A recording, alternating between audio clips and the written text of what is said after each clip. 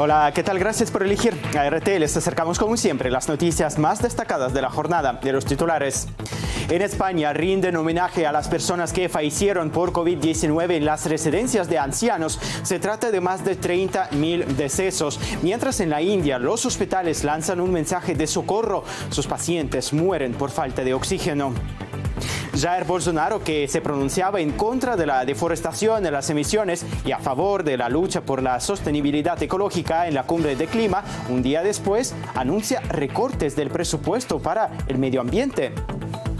Investigan a Facebook por la filtración masiva de datos de sus usuarios, y es que una carta interna enviada por error revela que la red social busca camuflar esta situación, tachándola de un defecto de la industria. Uno de los objetivos de esta estrategia sería desviar la atención mediática.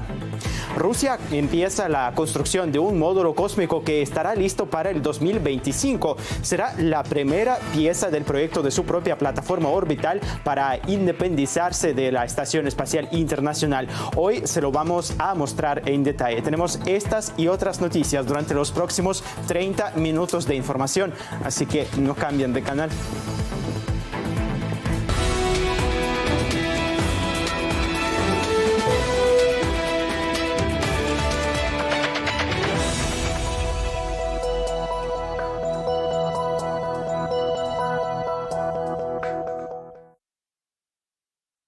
En Madrid, esta jornada se rinde homenaje a las personas de la tercera edad fallecidas a causa de la COVID-19 en las residencias de ancianos.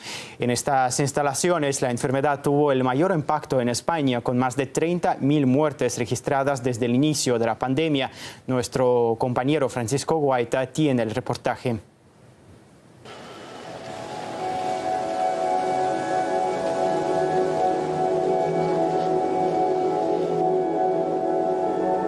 Es un homenaje a los ancianos fallecidos en las residencias durante la pandemia. Un minuto de silencio por los mayores que se fueron, sin un adiós de sus familiares, sin un abrazo. Un acto en distintos puntos de España que quiere denunciar la situación de abandono que sufrieron los abuelos y abuelas en los centros de mayores desde el inicio de la COVID-19. Creo que ha sido totalmente inhumano todo lo que ha ocurrido, el no derivarlos, el no dar información a las familias, el tenerlos aislados, tenerlos solos, que han muerto en soledad.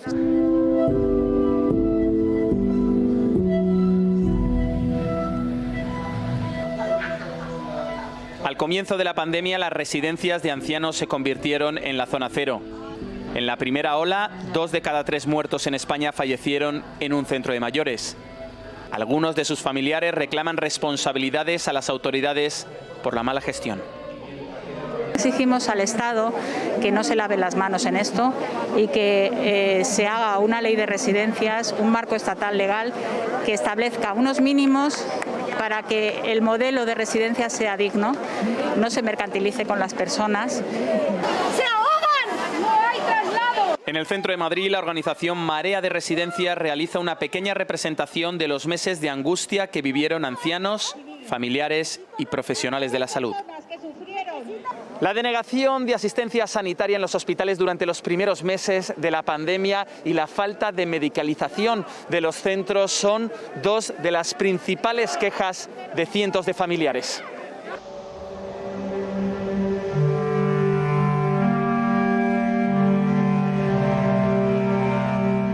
En España han muerto más de 33.000 mayores desde marzo de 2020. Casi un tercio de esos casos no están confirmados. Corresponden a personas que fallecieron con síntomas compatibles con el coronavirus y que vivían en residencias.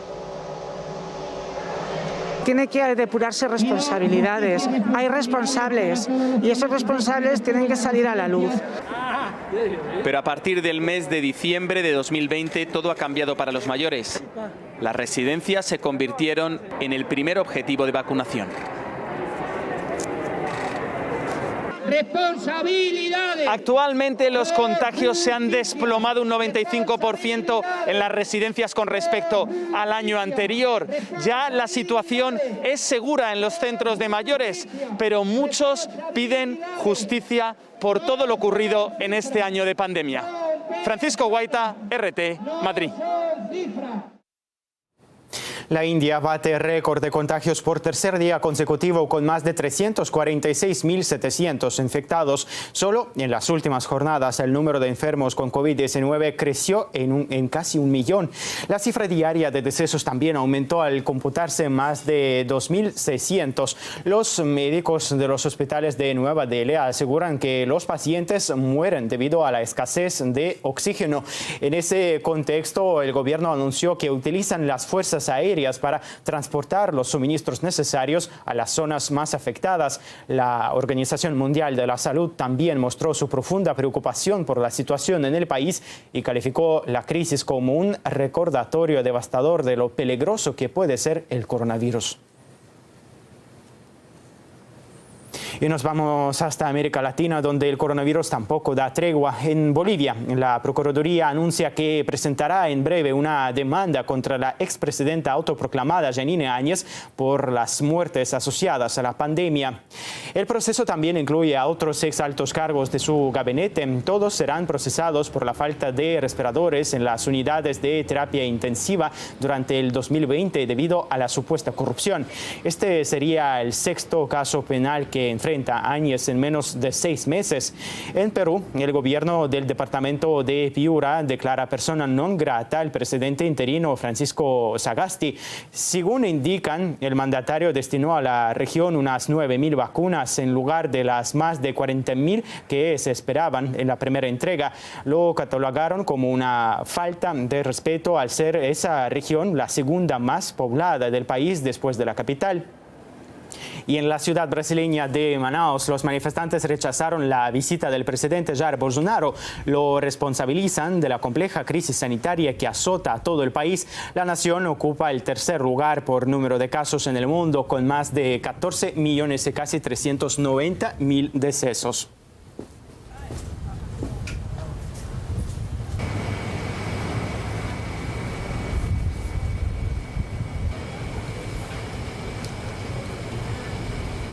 Entre tanto, el Ministerio Público de Brasil solicita a la justicia que determine la posibilidad de destituir al ministro de Medio Ambiente, Ricardo Salles, por una serie de acusaciones contra su gestión.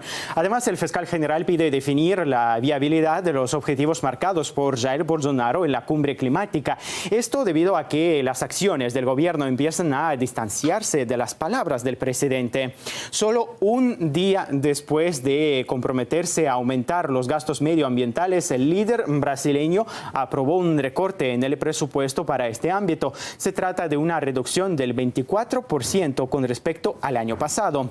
Recordemos que en la cumbre climática Bolsonaro prometió que fortalecería las agencias ambientales del país. Indicó que para ello duplicará los recursos destinados a las acciones de fiscalización.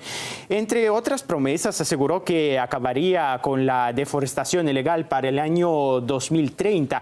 También señaló que esto ayudaría a reducir las emisiones de carbono en casi un 50% en comparación con los niveles del 2005. A su vez, el ministro de Medio Ambiente apuntó la necesidad de solicitar ayuda exterior para detener la deforestación ilegal. Pidió un monto de $1.000 millones al año de Estados Unidos y otros socios. Por ahora, desde Washington no envían señales de compromiso. Ante la controvertida situación, no faltaron las críticas al gobierno. El Partido Socialismo y Libertad resaltó que Bolsonaro tardó solo un día en romper sus promesas y demostrar cómo va a cuidar del medio ambiente. Por su parte, el Partido Comunista señala que el mandatario dice una cosa y hace otra para ganar popularidad. Alertaron de que la nación pasó de ser un país influyente a ser un villano en la preservación del clima.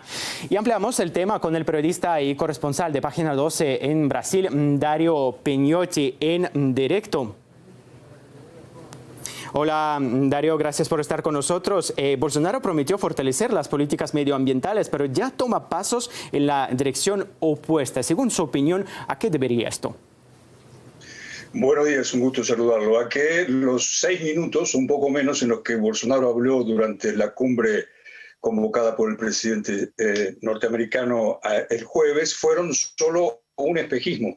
Antes de esa cumbre, Bolsonaro, o por lo menos el gobierno brasileño, había permitido que se deforestaran en el mes de marzo unos 810 kilómetros cuadrados de la Amazonia. Esto es el récord para el mes de marzo en los últimos 10 años. Y después de prometer en ese foro ante decenas de presidentes de todo el mundo que duplicaría los recursos para el combate a la deforestación, horas después se anunció que reducirá en unos 240 millones, 250 millones de dólares el presupuesto para ese sector, es decir, unos 240 millones de reales, es decir, algo así como 40 millones de dólares. ¿A qué se debe? A que Bolsonaro, desde que llegó al gobierno en enero de 2019, no ha hecho otra cosa que incentivar la deforestación y aliarse con los responsables de la misma, fundamentalmente sectores del agronegocio, explotadores de minerales y taladores de maderas. Tanto que la persona que aparece junto a Bolsonaro en ese discurso internacional, el ministro de Medio Ambiente, Ricardo Salles, es acusado de ser cómplice e inclusive de respaldar recientemente una tala sin antecedentes en la Amazonia a cargo de madereros ilegales que supuestamente serían sus aliados. En suma, lo que dijo Bolsonaro fueron solamente 6 minutos en 2 años de gobierno. Y entonces, ¿a quién cree que va dirigido su discurso en esta cumbre climática? Bolsonaro, durante sus primeros años de gobierno, fue un aliado incondicional del expresidente norteamericano Donald Trump e imitador de varias de sus medidas. Entre ellas, cuando Trump anunció su salida del Acuerdo de París, Bolsonaro prometió que podía hacer lo mismo. Finalmente no lo concretó, pero sí fue un escudero en esto de respaldar el desmatamiento ilegal. Una vez salido del poder Trump, una vez obligado a tener que mantener relaciones con la nueva administración norteamericana, Bolsonaro debe buscar hacer fintas para recomponer su imagen internacional, no solamente frente a Washington, sino también frente a otras naciones del mundo. En todo caso, procuró eso, pero verdaderamente es difícil que con 6 minutos de discurso pueda desmentir lo que hace día a día. Nosotros entrevistamos en Brasilia a representantes de la organización no gubernamental Evaristo Arms, una organización de derechos humanos, quien nos dijo, sus representantes nos dijeron que el presidente Biden no debería creer en las declaraciones de Bolsonaro porque no tienen ninguna credibilidad. Algo parecido también dijeron organizaciones indígenas como la Asociación de los Pueblos Indígenas de Brasil, que pidió a Washington que no se alíe con Bolsonaro porque de hacerlo se estaría aliando con un enemigo del medio ambiente y de los pueblos originarios. Darío, muchas gracias por estar con nosotros en directo. Nosotros seguimos con más noticias.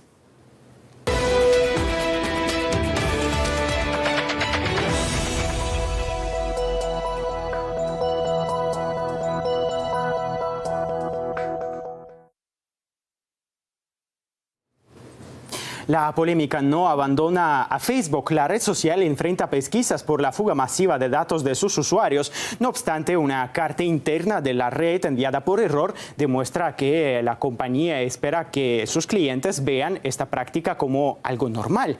¿Será que es más importante mantener su imagen externa que luchar contra las filtraciones? Precisamente vamos a hacer esta pregunta a nuestro compañero Martín Álvarez, quien ya está aquí en nuestra redacción. Bueno, Martín, ¿cómo estás? Cuéntanos más sobre esta situación. Hola, Semyon, hola a todos. Exactamente, un nuevo escándalo sacude a Facebook en torno a la privacidad de sus usuarios y vamos a revisarlo porque se filtró por error un correo electrónico interno de Facebook al que tuvo acceso el medio de comunicación belga Data News, que dice lo siguiente: esperamos más fugas de datos y creemos que es importante que se tome como algo normal, la violación a la privacidad de los usuarios. Pero ¿en qué contexto se da esta información? Vamos a revisar porque hace algunas jornadas se hicieron públicos los datos de más de 530 millones de usuarios de más de 100 países. Estamos hablando de una cifra muy alta, pero aquí lo particular es que esta filtración de datos tuvo lugar hace ya un tiempo bastante importante. Fue antes de septiembre del 2019 y desde la red social no notificaron en ningún momento a los usuarios ni tampoco tienen pensado hacerlo, Semyon. Pero vamos a revisar porque hay ya algunos organismos que han tomado cartas en el asunto. Es el caso de la Comisión de Protección de Datos de Irlanda, que está realizando una investigación respecto a esto porque creen que Facebook pudo haber violado una o más normas del Reglamento General de Protección de Datos de la Unión Europea. ¿Por qué es importante aquí la Comisión de Protección de Datos de Irlanda? Porque es el principal regulador de Facebook en el bloque comunitario y en caso de que se encuentre culpable a la red social enfrenta posibles multas de hasta 24 millones de dólares o un 4% de la facturación anual. Estamos hablando de cifras astronómicas. Sí, es mucho. ¿Y cómo se defiende Facebook? Sí, vamos a revisar porque desvía el foco, desvía la atención, no habla de sus propios problemas, habla de problemas que tienen otras redes sociales y aquí lo vemos. Desde Facebook han manifestado que,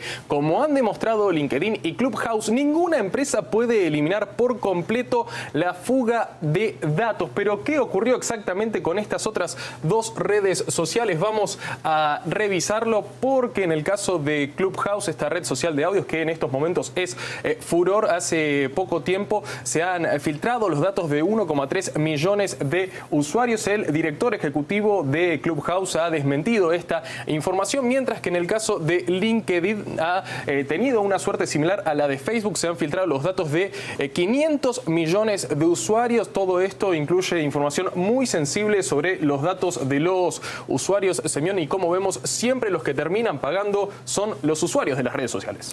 Un tema muy interesante. ¿Qué te parece, Martín, si lo profundizamos con el investigador y director de la pandemia digital, Julián Macías Tovar, en directo? Hola, Julián, muchas gracias por estar con nosotros. Tengo entendido que usted fue una de las víctimas de esta filtración de los datos de Facebook. ¿Cómo pasó? Bueno, yo creo que las víctimas es la sociedad en general, ¿no? Y no es el primer caso, ¿no? Creo que si bien es grave que haya la filtración de 540 millones de datos con datos privados de tantas personas, ¿no?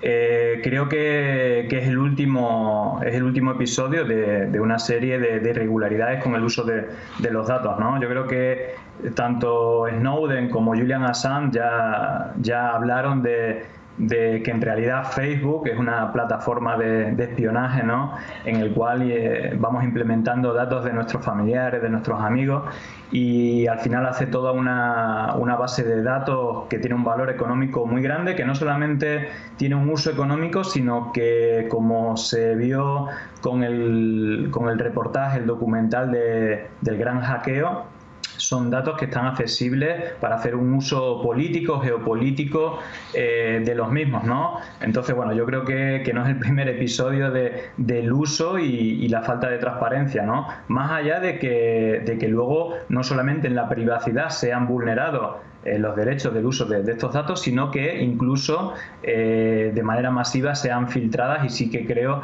que Facebook debería de responder, ¿no? Como cualquier otra empresa, cuando digamos daña a sus usuarios, bien sea por un motivo o por otro, pero en este caso la filtración de sus datos, me imagino que Facebook tendría que responder, incluso debe tener alguna responsabilidad con sus propios usuarios de indemnizarlo, ¿no? Por el daño que se le haga. Facebook en su momento, Julián, anunció que trabajaba para frenar las acciones maliciosas y ahora dice que deben verse como normal estas fugas de datos. ¿Usted qué opina al respecto? No, bueno, a ver, yo no digo que puedan darse casos de que haya, bueno, no sé si una sustracción o un fallo técnico, pero evidentemente como empresa responsable de salvaguardar los datos de sus usuarios, evidentemente tiene que responsabilizarse también de los daños a esos usuarios, ¿no? Entonces, yo creo que se está ya pasando un nivel de impunidad, ¿no? Es decir, como si estuvieran por encima de leyes o de gobiernos, sí que no sería el único elemento, ¿no?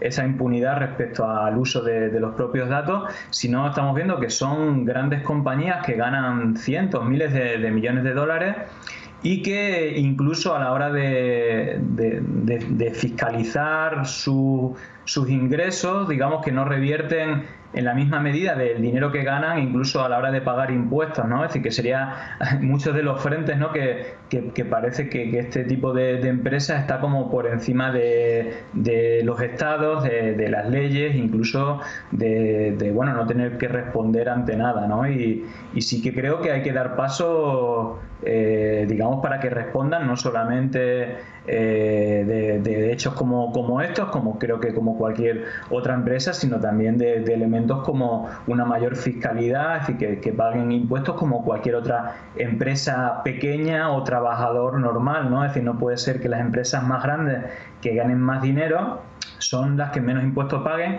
y no pueden ser que aquellas que usan en mayor medida datos tengan las peores fallas en la seguridad de los mismos, ¿no? Entonces, bueno, creo que también tienen que responder, sobre todo siendo empresas tan grandes que pueden dotar recursos para ello, ¿no?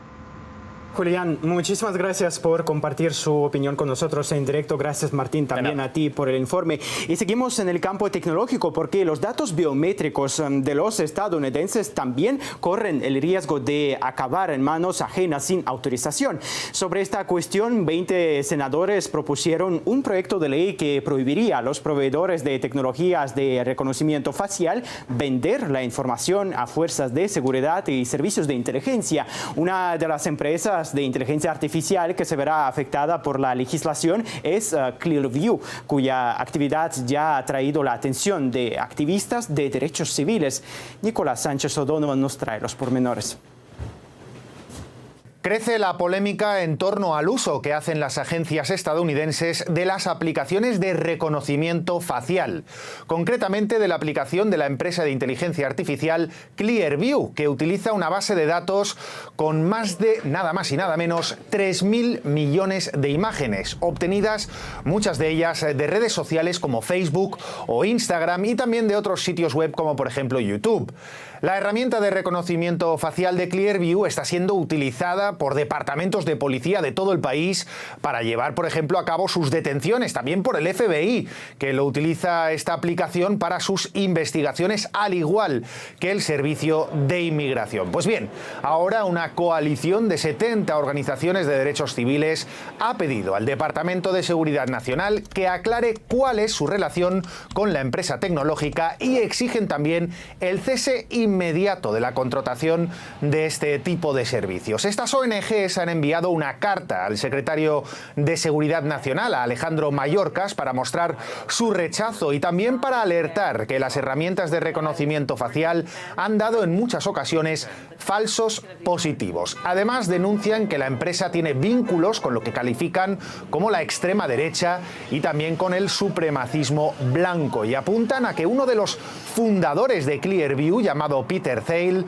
fue asesor del expresidente de Donald Trump y además donó grandes cantidades de dinero a su campaña electoral, añadiendo, y esto es importante, que los contratos federales otorgados a Clearview ocurrieron precisamente bajo la administración Trump. La carta concluye asegurando que las repetidas violaciones a la privacidad y a los derechos civiles por parte de Clearview deberían conllevar el cese inmediato de sus operaciones con organismos federales.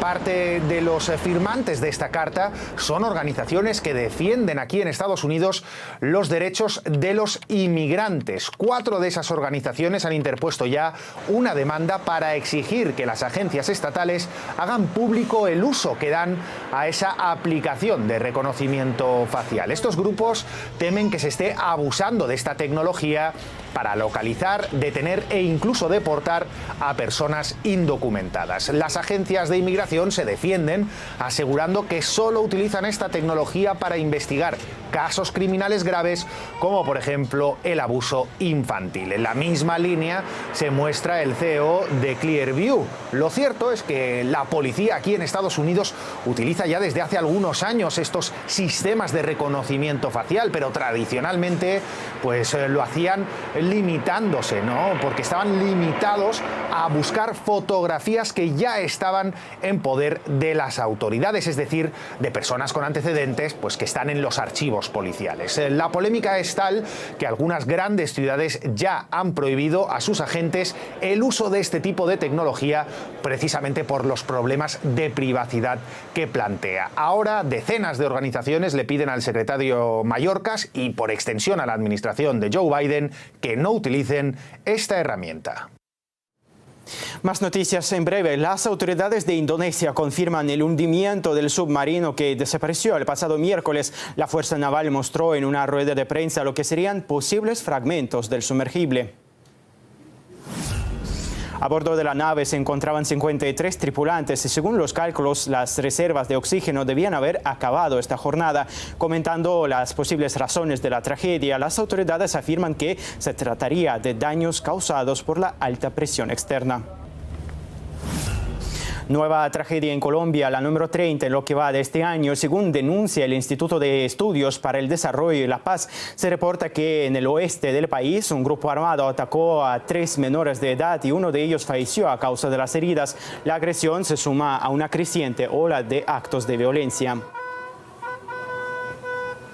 Rusia desarrolla un ambicioso proyecto de exploración cósmica. Para el 2035, el país terminará la construcción de su propia estación espacial que, entre otras cosas, servirá de base para los vuelos hacia la Luna. Actualmente, los especialistas están trabajando en el primer módulo de la futura plataforma que estará listo en 4 años. El equipo de RT fue uno de los primeros en visitar las instalaciones donde se construye. Boris Kuznetsov nos muestra cómo avanza. En Rusia ya piensa sobre la creación de una alternativa a la Estación Espacial Internacional. En este caso, sí, sería un gran megaproyecto nacional. Aquí les presentamos este módulo de ciencia y energía que sería la base para la Estación Espacial rusa, que podría también ser ubicado en el año 2025 si hablamos sobre los planes para el futuro. Aquí también podemos mencionar algunas de las características principales. Primero es que este módulo podría suministrar la energía para todos los sistemas de la futura estación, además también ubicar a los cosmonautas y también realizar diferente tipo de experimentos, por lo cual sí podemos hablar sobre algo muy novedoso, porque claramente este megaproyecto supone muchos cambios. Lo que les presentamos aquí en la Corporación Espacial y Cohetes Energia son los prototipos, son las maquetas. Aquí también debemos mencionar que inicialmente este módulo fue diseñado y fue destinado para la Estación Espacial Internacional, pero los especialistas rusos podrán reajustar todos los sistemas para que todo funcione bien en el proyecto nacional. Los especialistas rusos advierten que esta nueva estación orbital rusa podría dar muchísimas oportunidades nuevas si hablamos sobre los experimentos en el espacio. Las nuevas pruebas, los nuevos proyectos en general también podría ser el punto intermedio para los viajes a la Luna. Analizamos la situación actual en nuestro segmento y en la Estación Espacial Internacional en general y concluimos que su posición, su inclinación ya no son funcionales desde el punto de vista de la utilidad científica y de las labores que se realizan en la estación. Propusimos junto a las instituciones del sector y con la Corporación Espacial y de Cohetes Energia la creación de una estación nacional, la Estación Orbital de Rusia, con una mayor inclinación de unos 97 o 98 grados. Entonces, en general, ¿por qué han empezado a hablar sobre una alternativa a la Estación Espacial Internacional? Es que los expertos presagian que muy pronto, ya a partir del año 2024, empezarán muchos problemas con los sistemas electrónicos en la Estación Espacial Internacional debido al envejecimiento del equipamiento, debido al agotamiento de los recursos. Es que también hay opinión de que los cosmonautas incluso podrán gastar más tiempo en el simple mantenimiento de buen funcionamiento de todos los sistemas en vez de realizar los experimentos, algo para que inicialmente fue creada la estación. Habrá una estructura donde se podrá estacionar diversos aparatos automáticos, repararlos, reabastecerlos de combustible, ajustar su carga útil y después volver a lanzarlos al espacio. Por ahora está previsto que el proyecto en su plenitud empezará a funcionar a partir del año 2030. Hemos hablado sobre el primer módulo, pero va a haber más, porque sí, la estación orbital va a parecer a un bloque de construcción, es decir, se podrá agregar y acoplar más módulos, es decir, un megaproyecto con un gran futuro. Una pequeña pausa y repasamos los titulares. RT llega a millones de hogares en todo México. Ahora, RT llama a su puerta. Canal 353, del paquete básico de la plataforma Dish.